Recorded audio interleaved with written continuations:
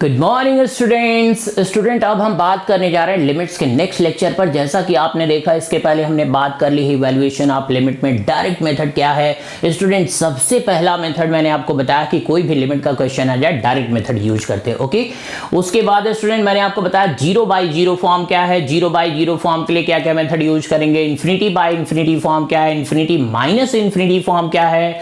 और 1 to the power infinity form क्या है। Student 1 to the power infinity form से रिलेटेड एंट्रेंस में काफी क्वेश्चन पूछे गए हैं, तो ये एक एक बात बिल्कुल सीक्वेंशियल ऑर्डर में क्लियर करनी है। स्टूडेंट सब कुछ मैं आपको क्लियर करके छोड़ूंगा। आप देख रहे हो एकेडमिक्स की बात हो, चाहे स्कूल की बात हो, चाहे एंट्रेंस एग्जाम की बात हो, सब सीक्वेंशियल ऑर्डर में हम चल रहे हैं और गारंटी सब कुछ मैं आपको क्लियर करके छोड़ूंगा। तो स्टूडेंट अब हम जो फॉर्म पर बात करने जा रहे हैं miscellaneous form, that is infinity to the power 0 या 0 टू द पावर 0। इन दोनों फॉर्म में से कोई भी फॉर्म आ जाए, इनडिटर्मिनेट फॉर्म आ जाए, तो स्टूडेंट हमें जो मेथड अप्लाई करना है वो दोनों के लिए एक ही है। तो स्टूडेंट आज हम इसी फॉर्म पर बात करने वाले हैं। तो देखो आप limit n tends to infinity e to the power n by pi. Student अगर यहां पे लिमिट रख दें, डायरेक्ट मेथड सबसे पहला मेथड, तो आप डायरेक्ट मेथड यूज करते हैं। तो स्टूडेंट अगर हम यहां पे n टेंड्स टू इन्फिनिटी रख देंगे तो आपको पता है e to the power infinity infinity हो जाएगा, और यहां पे रखें तो 0 हो जाएगा। कंफर्म्ड है कि infinity to the power 0 form का क्वेश्चन तो है ये।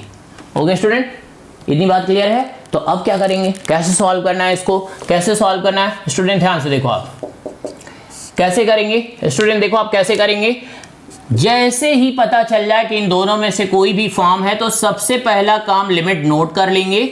सबसे पहला काम यही है, लिमिट नोट कर लेंगे। नोट करने के बाद स्टूडेंट ध्यान से देखो आप क्या करेंगे, उसके सामने ई नोट कर लेंगे। स्टूडेंट क्या करेंगे, ई नोट कर लेंगे, और ई के ऊपर क्या नोट कर लेंगे स्टूडेंट, लॉग। जैसा कि आप लास्ट 2 लेक्चर्स में स्टूडेंट आपने देखा कि लॉग ई एट बेस ई, ये कैंसिल होके 1 हो जाता है। स्टूडेंट ये सारी बात कहां पे बताई मैंने, फंक्शन का चैप्टर आप ओपन करोगे, लॉगरिथमिक फंक्शन की प्रॉपर्टीज में ये सारी बात बताई। ये लॉग की प्रॉपर्टी से रिलेटेड है। जो आपका अपना चैनल है लक्ष्मण सर जी, उसमें आप जाके लक्ष्मण सर जी का जो लॉगरिथमिक फंक्शन एंड प्रॉपर्टीज का यूट्यूब पे लेक्चर है वो ओपन करेंगे तो आपको यहां से ये प्रॉपर्टीज पता चल जाएंगी। कैसे करना है स्टूडेंट, लिमिट नोट कर लेनी है और e to the power log e note करना है। ई जो है ये बेस में है। उसके बाद स्टूडेंट ये क्वेश्चन नोट कर लेना है। क्वेश्चन क्या है, e to the power n by pi and whole degree 1/n। Okay student, ये रहा। जब भी कोई भी क्वेश्चन आएगा, इन दोनों फॉर्म में से कोई भी फॉर्म आएगा, तो स्टूडेंट जैसा कि आप जानते हो ये दोनों तो कैंसिल हो जाएंगे, क्वेश्चन अभी भी वही है, बस हमने लॉग की थोड़ी सी हेल्प ली है। क्यों हेल्प ली है स्टूडेंट, क्योंकि आप देखो यहां भी वेरिएबल और डिग्री में भी वेरिएबल, जब function to the power function हो या वेरिएबल की डिग्री भी वेरिएबल में हो तो उस टाइम हम लॉग से ही काम चलाएंगे। स्टूडेंट क्यों काम चलाएंगे, क्योंकि जब आपने फंक्शन पढ़ा था तो उस टाइम मैंने बताया था कि एक्सपोनेंशियल फंक्शन या जनरल एक्सपोनेंशियल फंक्शन को अगर वो क्वेश्चन नहीं सॉल्व हो रहा है तो केवल लॉग ही उसको सॉल्व कर पाएगा। क्योंकि लॉग और एक्सपोनेंशियल फंक्शन दोनों ही एक दूसरे के इनवर्स हैं। जब एक्सपोनेंशियल प्रॉब्लम क्रिएट करेगा हम लॉगरिथमिक फंक्शन की हेल्प लेंगे, और स्टूडेंट लॉगरिथमिक फंक्शन हमने डेवलप ही इसीलिए किया था, नहीं तो लॉगरिथमिक फंक्शन की हमें कोई जरूरत नहीं थी। तो स्टूडेंट वो हेल्प अब हम यहाँ पे लेने जा रहे हैं, लॉग की हेल्प ले रहे हैं, लॉग की प्रॉपर्टी की। तो स्टूडेंट क्या हो जाएगा, यहाँ से देखो आप कितना हो जाएगा student, limit n tends to infinite, limit n tends to infinite e to the power. Student आपको पता है कि log m to the power n हो तो डिग्री फ्रंट पे आ जाएगी, तो कितना हो जाएगा 1/n। और आपको ये भी पता है कि log m/n कितना होता है स्टूडेंट, log m/n कितना होता है, log m minus log n। Okay student, बड़ी आसान सी बात है, लॉग की प्रॉपर्टी के साथ खेल रहे हैं हम। लॉगरिथमिक फंक्शन की प्रॉपर्टी आपको अच्छे से पता होनी चाहिए अगर आपको इन दोनों फॉर्म के क्वेश्चन सॉल्व करने हैं तो। स्टूडेंट ये एकेडमिक के कोर्स में बिल्कुल नहीं है, एंट्रेंस में ही पूछा जाता है, तो यहां से ध्यान दो आप लोग। अब क्या करना है स्टूडेंट, फिर से समझो आप, बहुत आसान है। कैसे, क्वेश्चन आ गया और हमने कंफर्म कर लिया कि infinity to the power 0 form का है, तो सबसे पहला काम लिमिट नोट करेंगे, फिर लॉग की ये प्रॉपर्टी यहां पे लिखेंगे और उसके सामने ये क्वेश्चन लिख देंगे। लिखने के बाद स्टूडेंट लॉग की फिर से प्रॉपर्टी लग रही, जो डिग्री है वो फ्रंट पे आ जाएगी, और लॉग m/n क्या होता है, log m minus log n। Student ध्यान से देखो, अब लॉग ई एट बेस ये 1 हो जाएगा और n यहां पे आ जाएगा। ओके, तो स्टूडेंट कितना हो जाएगा यहां से, limit n tends to infinite, और कितना e to the power 1/n और ये कितना हो गया n माइनस लॉग पाई। स्टूडेंट कितना हो गया माइनस लॉग पाई। इसको हम कैसे लिख सकते हैं, इसको हम लिख सकते हैं limit n tends to infinite, limit n tends to infinite e to the power. Student इसको इसमें मल्टीप्लाई करेंगे तो 1 और यहां पे मल्टीप्लाई करेंगे तो log pi and divided by n। Okay student, अब हम डायरेक्ट मेथड यूज करेंगे। अब यहां पर डायरेक्ट मेथड यूज करना है तो स्टूडेंट ध्यान से देखो आप क्या होगा।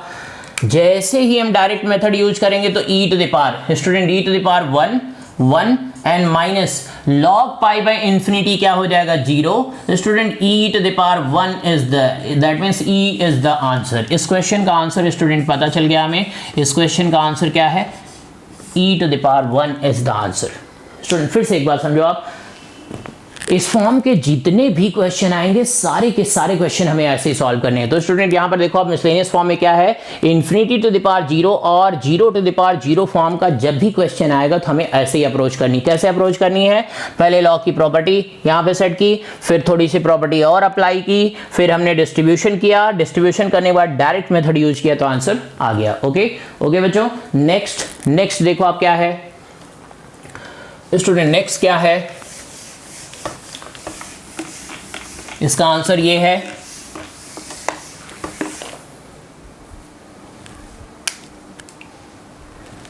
स्टूडेंट। इसी पर एक क्वेश्चन और देखते हैं हम, इसी पर एक क्वेश्चन और देखते हैं स्टूडेंट हम। क्या है question, evaluate limit n tends to infinite, limit n tends to infinite pi n की डिग्री है 2/n। स्टूडेंट इसकी लिमिट इवैल्यूएट करनी है तो ठीक है, वैसा ही क्वेश्चन है स्टूडेंट। कैसे करते हैं आप देखो ध्यान से, यहाँ पर अगर हम लिमिट रख दें स्टूडेंट, ये तो कंफर्म है कि ये यहाँ पे इन्फिनिटी आएगा और यहाँ पे 0 आएगा, यहाँ पे स्टूडेंट क्या आएगा 0 आएगा। Infinity to the power 0 form का क्वेश्चन तो है, इतनी बात कंफर्म हो गई स्टूडेंट, बड़े इजीली पता चल जा रहा है कि कौन सा इंडिटरमिनेट फॉर्म है। तो कैसे स्टार्ट करेंगे स्टूडेंट, कैसे स्टार्ट करेंगे, आपको अभी मैंने बताया कि कैसे स्टार्ट करना है। कैसे स्टार्ट करना है, सबसे पहले लिमिट नोट कर लेते हैं, ये लो आप लिमिट हमने नोट कर ली है। फिर हमें लॉग की वो प्रॉपर्टी नोट करनी है बिना कुछ क्वेश्चन सोचे स्टूडेंट, जैसे मैं बता रहा हूं वैसे करना है, गारंटी सारे क्वेश्चन का आंसर आएगा ही आएगा। तो उसके बाद क्वेश्चन नोट कर लेते हैं। क्वेश्चन क्या है स्टूडेंट, पाई n की डिग्री कितनी है 2/n। ओके, अब स्टूडेंट क्या होगा यहां से limit n tends to infinite, limit n tends to infinite e to the power, ये डिग्री फ्रंट पे आ जाएगी 2/n और log m इंटू n कितना होता है student, log m plus log n, log m plus log n। Okay student, okay ये बात क्लियर आपको, log m plus log n। Okay यहां पर कितना आ जाएगा स्टूडेंट, ध्यान से देखो आप। अब यहां पे स्टूडेंट रखेंगे हम वैल्यू तो कितनी हो जाएगी, limit n tends to infinite, limit n tends to infinite. इस n को स्टूडेंट डिस्ट्रीब्यूट कर दो आप, n को डिस्ट्रीब्यूट करेंगे तो कितना हो जाएगा, n को डिस्ट्रीब्यूट करेंगे तो log pi and by n, log pi n by n plus log n by n, student log n by n। Okay student, log n by n ये वैल्यू आएगी। ओके ये वैल्यू आएगी student.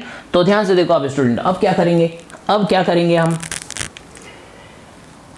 Student, जैसे हम कर रहे थे last question वैसे ही कर रहे हैं। बड़े आसानी से हमने क्या काम किया, पहले लॉ की प्रॉपर्टी अप्लाई की, लॉ की प्रॉपर्टी अप्लाई करने के बाद थोड़ा सा हमने सेट किया, लॉ की प्रॉपर्टी के अकॉर्डिंग ये वैल्यू डिग्री फ्रंट पे आ गई। log m इंटू एन कितना होता है student, log m into n आपको पता है log m plus log n होता है।